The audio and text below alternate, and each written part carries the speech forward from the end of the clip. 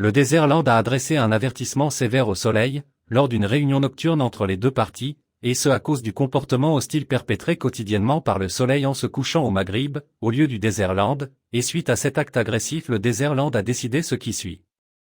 1. Boycotter la Voie lactée tant qu'elle abrite le soleil. 2. Rappeler l'ambassadeur du Désirlande auprès de cette boule de feu. 3. Traiter avec la Lune et Mars. 4. Couper le gaz sur cet astre maudit et le jeter dans le noir.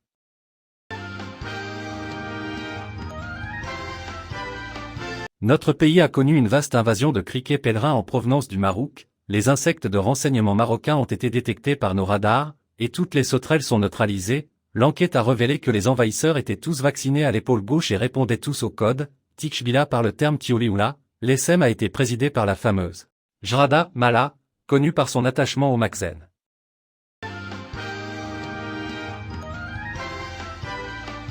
Notre pays connaît une crise suffocante en matière de crise, des milliers de citoyens sont obligés de faire la queue depuis le petit matin, attendant un sachet de crise qu'ils pourront donner à leurs enfants. Reportage en place de Yamina Ouem Hassan. Accro à cet aliment basique, nos citoyens ne peuvent pas se passer de la crise, des files d'attente à perte de vue dans tous les quartiers de la capitale. Nous avons demandé aux gens ce qu'ils pensent. C'est inadmissible que dans un pays qui regorge de gisements de poisse et de malédictions, le citoyen ne trouve pas un sachet de crise. J'espère que son Excellence le Président trouve une solution à ce problème, et Rabbi Hiram Chouada. Signalons que le gouvernement qui envisage d'importer de la crise en poudre est entré en pourparlers avec plusieurs partis, dont l'enfer.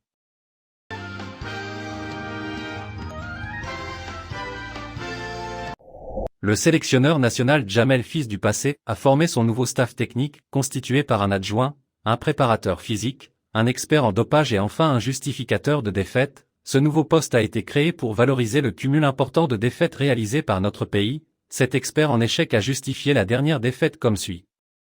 Les joueurs ne marquent pas de la tête car ils ont les cervelles ailleurs.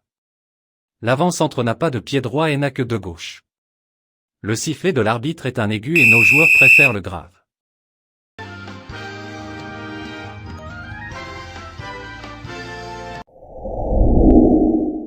Le président du Désirlande a décidé de désigner une journée nationale du bonheur, et dans le cadre du comportement démocratique, le président a laissé aux citoyens la liberté de choisir un jour de la semaine pour fêter leur félicité.